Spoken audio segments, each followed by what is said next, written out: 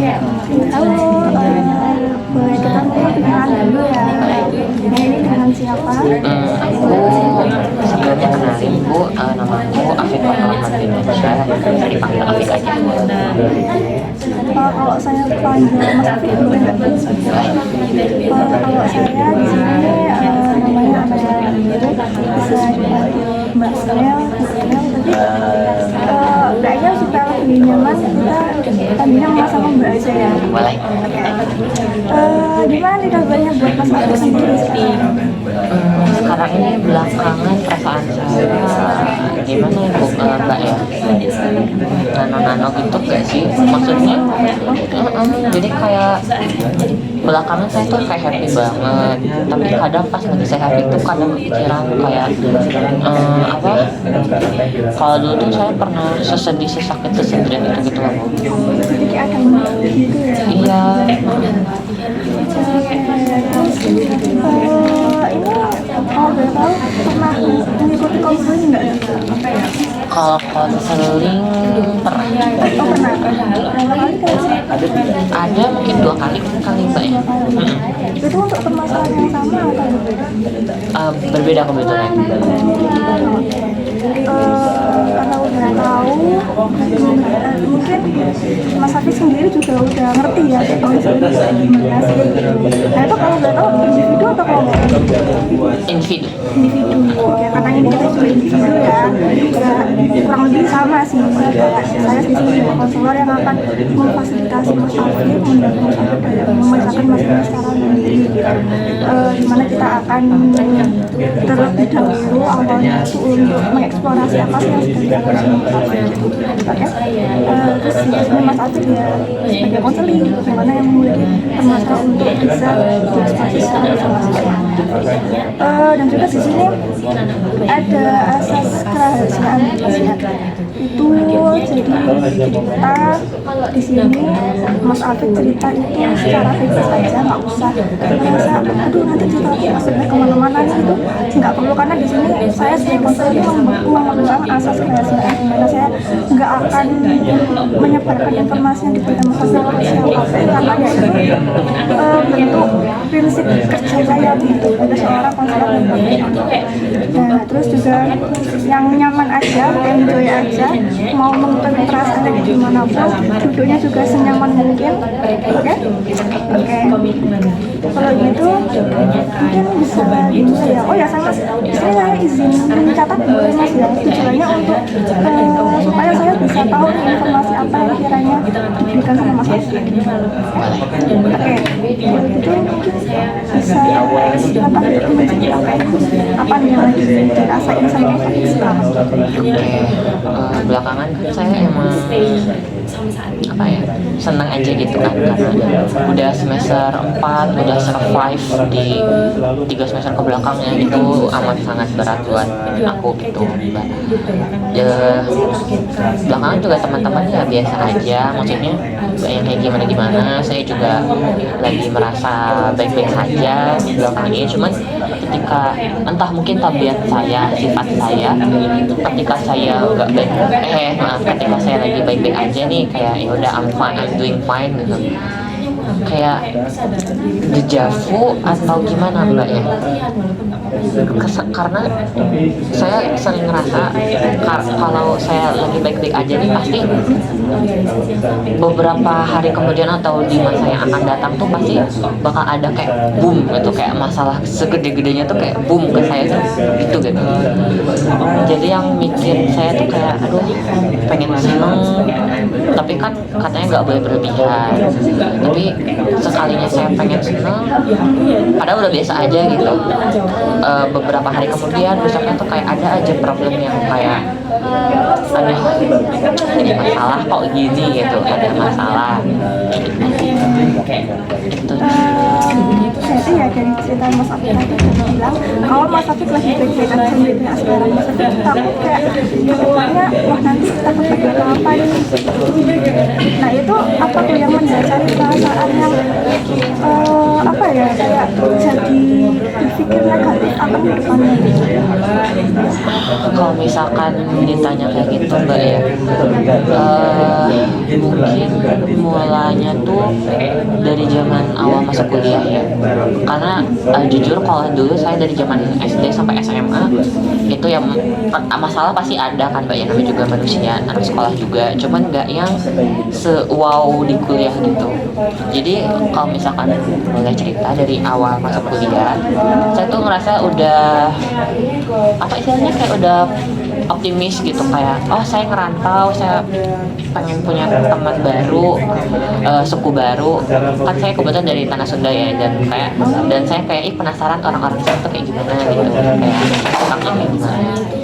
Waktu semester 1 tuh saya kayak cukup supel ya, walaupun nggak sesupel itu mungkin ya, aktif. Dan saya tuh sampai saya punya teman deketnya 2 orang, cewek dua-duanya. Nggak tahu ya mereka nganggap saya gimana, cuman saya udah nganggap mereka tuh teman dekat gitu. Maksudnya kalau betul sekelas atau Ya sekelas kebetulan. Waktu itu kita tuh kayak sering tanpa sengaja dikelompokin di satu kelompok yang sama. Terus waktu itu saya ingat banget, kita tuh pokoknya abis kelas tuh ada momen tanpa sengaja juga, kita tuh pasti kayak ngumpul di kantin bertiga gitu. Lambat laun kita makin deket, kita tuh saling sharing cerita gitu. Nah, kita bertiga ini ya, saya juga baru tahu kita bertiga, termasuk saya juga, waktu itu memang awal perkuliahan ini kena penyakit mental. Kalau saya pribadi, penyakit mental itu waktu zaman COVID 2020 itu emang ngaruh banget ke saya pribadi jujur, karena mungkin waktu itu karena lockdown sendiri di kamar, kalau kata orang Sundanya ngendok, kayak bener-bener diem di kamar gitu, nggak kemana-mana, iya nolep, yang bikin saya tuh frustasi. Terus waktu ke kuliah berusaha optimis, awalnya optimis memang, cuman ada ya pokoknya dari situ cerita-cerita kita punya penyakit mental, saya tahu mereka penyakit mentalnya apa. Ya udah, saya kira tuh ya udah kita keep masing-masing aja, karena saya mikirnya kita bertiga ini jadi jurusan BK. Waktu itu tuh di mana semester 1 tuh udah diajarin asas kerahasiaan di mata kuliah dasar BK kan. Saya mikirnya BK juga masih. Iya, saya juga BK kebetulan. Terus saya mikir kayak mereka pasti udah tahu lah asas kerahasiaan ini, nggak harus yang saya ngasih tahu kayak jangan cerita siapa-siapa ya. Karena udah tahu basicnya. Iya, karena saya mikir ya udah mereka juga udah tahu hal itu, ya udah gitu. Akhirnya semester 1 tuh berjalan biasa aja, baik-baik aja. Waktu semester 2 saya ini sempat terkaget karena kita masih dekat waktu itu bertiga, cuman ketika saya masuk kelas ada entah ya, saya kaget dengan suasana kelasnya waktu itu tuh, tiba-tiba teman sekelas saya waktu saya baru masuk hampir semua kayak waktu itu tiba-tiba kayak ngeliat saya gitu, terus kayak bikin saya nggak nyaman gitu, kayak tatapan idih gitu. Kesannya tuh kayak si Afik ini gitu. Awalnya kan saya nanya kayak dalam hati tuh kayak kenapa kok tatapannya gitu sampah. Kalau boleh tahu tatapannya tuh emang tiba-tiba berbeda atau gimana sih? Lebih ke mereka tiba-tiba natap saya. Waktu itu kan waktu semester 1 kan kita biasa aja, maksudnya kalau masuk ya masuk. Ini tiba-tiba pas saya masuk tiba-tiba bareng semua gitu kan, kayak ya kenapa gitu. Terus saya bertanya-tanya kan, ya udah saya duduk lah tuh pada akhirnya kan. Nah, ada teman saya, sebut aja lah, bukan yang dari 2 ini ya, ini ada nama X lah, kita sebut aja. Dia ini tiba-tiba nanya ke aku kayak, Fit, kamu sakit ya? Terus aku bingung kan, kayak sakit, perasaan aku masuk kuliah waktu itu masih sehat walafiat gitu kan, masih ya udah sehat aja. Terus aku bilang ke dia, oh aku sehat gini, kenapa?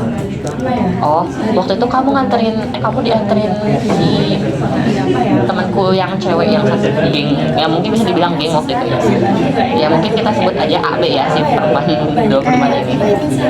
Kamu dianterin ke rumah sakit ya sama si A, sakit apa? Udah lama, aku bilang ya udah 1 bulan yang lalu, tapi sekarang udah baik-baik aja. Oh, tapi kata si A kamu masih sering bolak-balik RS. Itu konteksnya dalam kesehatan mental tentang Mas Afif? Iya, awalnya memang si teman saya yang ex ini memang nggak cerita secara detail. Kalau misalkan saya tukar S-nya ngapain dia nggak tahu.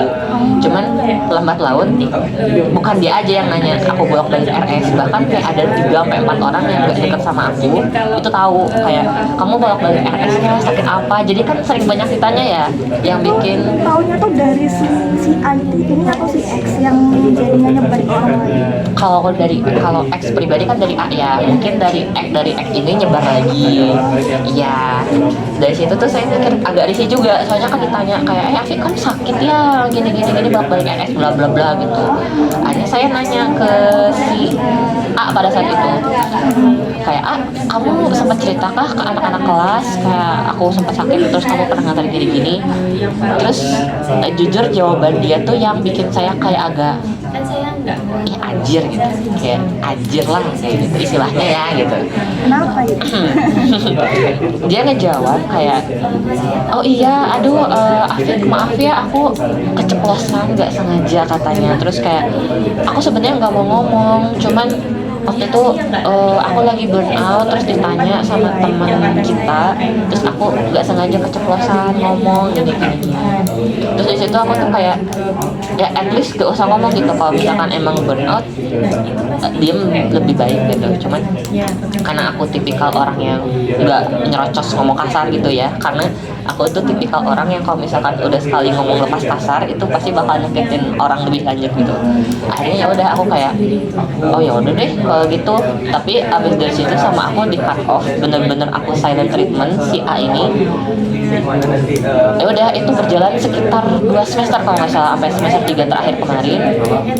Nah udah nih sama yang A, terus sama yang B itu sama juga kebetulan sama Peristiwanya itu berbarengan atau berbarengan, tapi kalau misalkan ditanya lebih dulu A dulu, cuma beda selisih sebulan atau berapa minggu lah gitu. Habis dari A ini B tiba-tiba tuh kita mulai ada renggang gitu awalnya karena memang kita udah nggak sering sekelompok bareng. Terus di luar kelas kan teman kelas lain tuh banyak ya. Terus tiba-tiba apa ya istilahnya tuh, tiba-tiba teman sekelas saya ini kebetulan juga teman satu kampung saya, satu daerah, dia tuh nanya Fik ini sakit apa kamu ke rumah sakit, katanya aku dengar dari B gitu. Sakit perasaan udah enggak, aku bilang udah lama, itu tuh sekitar sebulan yang lalu. Aku bilang kan enggak, kenapa? Oh enggak, aku pernah dengar katanya B kamu sakit. Apa ya waktu itu bilangnya tuh kayak sakit apa ya waktu itu dia bilangnya tuh kayak sakit apa istilahnya anxiety atau apalah istilahnya gitu kata si temanku yang ini, yang si teman satu kampungku ini. Terus aku bilang kayak oh itu mah udah lama. Aku bilang kayak emang ya kaget mungkin sama daerah sini gini gitu, pada asalnya belum kan. Oh gitu, soalnya aku dengar dari B katanya kamu sakit gini. Kalau misalkan ada apa-apa kontak aku aja gitu kata si temanku ini. Di situ aku juga kaget kayak aduh ini udah A kemarin, sekarang yang B-nya juga begini gitu. Sebenarnya untuk reaksi teman aku yang dari satu daerah ini nggak apa-apa sebenarnya, kayak dia kan nawarin bantuan kayak kontak aku ya kalau misalkan kamu ada perlu atau apa. Cuman yang aku ngerasa tuh jadi kayak aku dikasihani gitu loh, kayak aku juga mentalnya kalau menurut diagnos dokternya gitu penyakit mentalku tuh masih middle, bukan yang udah tipikal berat yang sampai mau bunuh diri gitu, masih middle yang ya paling cuman self harm gitu waktu itu iya waktu itu. Dan saya kata dokter itu masih middle kan mbak, jadi kayak saya nggak perlu dikasihannya deh, maksudnya kalau tahu tuh ya udah gitu nggak usah ditawarin bantuan. Maksudnya aku juga masih di sini, bukan yang mau tiba-tiba jalan ke jembatan bundir gitu, nggak sampai ke sana kan. Yang jujur bikin aku agak risih soalnya lambat laun bukan dari A B aja, dari yang si X sama yang si teman sekampungku ini jadi kayak nyebar gitu loh. Apa ya, permasalahan konteks akhirnya Mas Afif bisa dikit kemana-mana gara-gara si A. Sampai nggak tahu ya, aku sempat dengar dari teman kelasku yang lain sampai anak himpunan jurusanku tuh tahu yang even aku aja nggak tahu bentuk anak himpunannya tuh kayak gimana gitu. Berarti ini konteks nyebarnya ini universal ya, Iya. universal ya Mas, ya, dari kelas, terus juga ke himpunan organisasi. Nggak tahu kalau habis dari mana, nggak tahu habis itu kemana, mungkin satu jurusan satu angkatan kayaknya. Oh, merasa satu angkatan dan satu jurusan tahu. Iya, nggak tahu ya aslinya kayak gimana, cuma saya ngerasa udah pasti nyebar ke semua lah ini mah gitu. Atas beberapa bukti yang telah Mas ceritain tadi. Oke, terus ketika Mas Afif awalnya tahu nih, tiba-tiba ditanyakan tadi sama Mas Afif, kamu sakit ini ya, itu apa nih yang Mas Afif rasakan waktu itu? Sejujurnya waktu itu saya ngerasa kayak kecewa berat, pakai berat ini karena saya udah nganggep teman saya ini tuh orang yang cerdas gitu loh. Maksudnya waktu itu saya ngeliat dia di kelas, dia kayak udah sih dia supel, terus dia pintar menjawab pertanyaan dosen. Saya kira untuk sekedar asas kerahasiaan PKN itu dia udah paham gitu. Tapi setelah dia nyebarin kayak gitu tuh saya ada rasa kecewa, terus sedih karena dia juga sakit gitu. Maksudnya saya bisa aja nyebarin dia sakit ke orang lain, tapi saya nggak ngakuin itu karena saya tahu penyakitnya dia lebih berat daripada saya, dan bahkan waktu itu dia katanya sempat mau bunuh diri kan. Saya ngurungin itu karena itu saya juga masih iba ke dia, tapi kok dia nggak iba ke saya gitu. Itu sih pertama. Terus sedih, kecewa, marah iya waktu itu sempat saya sampai silent treatment, sampai di cut off 2 semester itu saya benar-benar marah, tapi marahnya tuh yang bukan menggebu-gebu, tapi lebih ke marah udah nggak ada tenaga gitu. Kayak marahnya tuh udah nggak ada tenaga karena dia juga perempuan dan saya laki-laki kan, takutnya kalau misalkan saya marahnya menggebu-gebu karena kan katanya perempuan lebih sensitif rasanya kan, jadi saya juga takut nyinggung perasaannya dia atau kayak gimana. Akhirnya saya milih silent treatment sama cut off waktu itu. Silent treatment. Kalau boleh tahu nih Mas, tadi kan melakukan silent treatment kan ke teman Mas Afif yang si A dan si B ini aja. Terus kan tadi kan sempat kesebar nih kemana-mana, ke satu angkatan bakalnya Mas Afif rasakan. Nah itu terus sikap Mas Afif ke orang lain yang nggak sengaja tahu tentang kematian Mas Afif ini gimana? Waktu itu jujur saya masih ngerasa risih ya, kayak agak takut. Saya tuh takutnya udah risih, saya risih sama sikap mereka yang tiba-tiba tahu. Terus saya juga takut mereka tuh mandang saya sebelah mata gitu loh, kayak kan dia dari luar Jawa gitu, maksudnya apa sih dia anaknya nggak bisa baur lah makanya dia begitu sampai kayak gini. Terus anaknya juga di kelas kayak begitu, pasti kayak beginilah kayak gitu. Saya takutnya waktu itu mikirnya kesana karena udahlah wajar, pasti dia sakit, orang anaknya juga kayak gitu. Itu sih lebih kesana. Itu perasaan itu mendasar nggak? Jujur itu dari saya sendiri sih. Itu dari Mas Afif sendiri ya. Perasaan takut yang apa ya, sehingga Mas Afif itu kayak kalau orang tahu pasti mereka mikirnya gini. Jadi kayak apa ya, kayak ya paling orang semua gini. Mas Afif kayak meratakan semua orang yang berpikir kalau Mas Afif sakit. Iya, bisa dibilang iya sih. Terus jadi Mas Afif, maaf ya saya sempat mengungkit self harm tadi, itu apakah mempengaruhi juga atas permasalahan Mas Afif kalau yang buat sekarang ya? Mempengaruhi gimana? Mempengaruhi apakah self harm itu masih terjadi sekarang dan mempengaruhi keadaan Mas Afif sekarang atau gimana? Kalau untuk self harm saya udah ngelakuin itu terakhir. Sekarang kan saya semester 4 ya, terakhir tuh semester 3 akhir. Kalau sekarang sih udah enggak ya, karena ya kalau belakangan saya juga lagi baik-baik aja, walaupun itu tadi saya sempat bilang kayak saya tuh takutnya dari saya baik-baik aja sekarang tuh pasti nanti masa depan tuh ada masalah yang pasti memang bakal ada masalah. Cuman saya nggak tahu kan masalahnya apakah saya siap lagi ngejalaninnya. Soalnya waktu itu yang saya dari ceritain dia tadi ini kan, saya dulu ngerasa kalau saya punya teman semua baik-baik aja, terus tiba-tiba jeder, tiba-tiba teman saya begitu kan, saya juga kaget gitu. Dan saya juga belum tahu waktu itu ngatasinnya bagaimana, akhirnya saya self harm kayak gitu kan. Saya cuma self harm itu juga bentuk apa ya, permasalahan atas pertemanan juga. Dulu ya. Konteksnya masih sama ya. Dan yang saya takutin tuh karena saya sekarang lagi baik-baik aja, memang masalah pasti bakal ada, cuma saya takutnya masalah itu yang sebesar apa gitu, apakah seberat kemarin atau gimana gitu. Saya takutin sih itu. Karena Mas Afik tadi jenis apa ya, cerita yang saya dapat, informasi yang saya dapat dari Mas Afik ini dulunya ada kayak peristiwa yang awalnya udah seneng banget, happy punya temen yang menurut Mas Afik ini udah yang ini cocok banget, dia open minded, yang lain sebagainya, pinter juga, tapi ternyata membuat hal yang mengecewakan Mas Afik dengan cara membocorkan rahasia dengan alih keceplosan gitu ya Mas. Nah dari situ Mas Afik akhirnya merasa oh ternyata gini ya orang-orang, kalau nganggap aku sadar pasti mereka nganggap aku nggak berharga, nganggap aku merasa dikasihani, aku akhirnya merasa rendah diri juga kan Mas ya.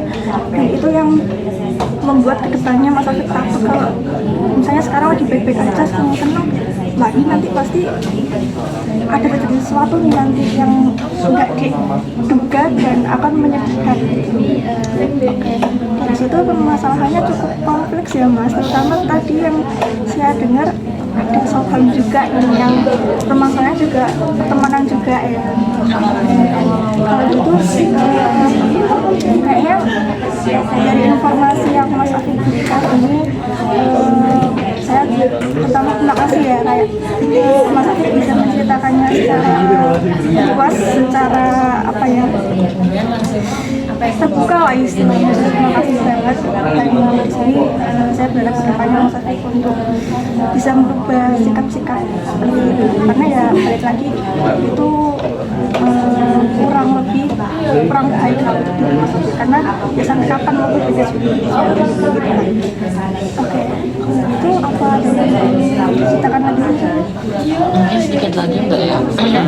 Mungkin dari cerita tadi pengalaman saya kayak gitu, yang bikin saya cenderung semester ini sebenarnya saya baik-baik aja sekarang.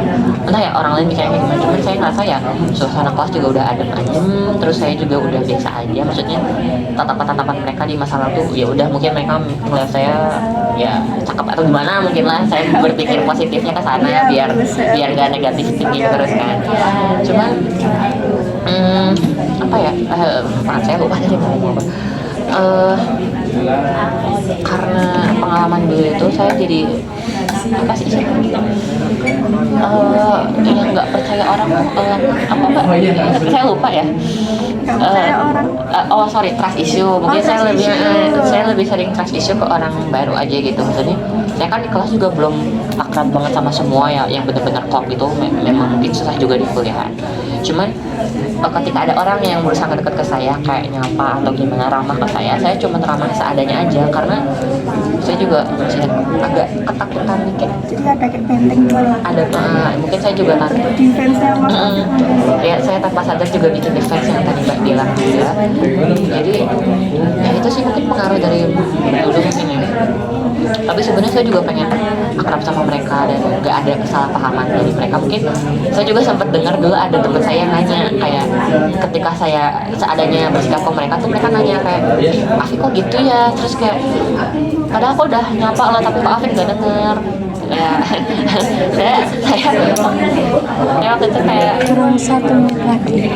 ya kayak gitu aja sih. Berarti itu ya defense itu tadi ya, Iya. atas peristiwa yang pernah terjadi sama Mas Afik.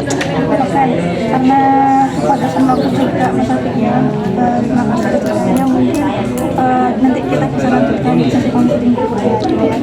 Terima kasih, selamat beraktivitas.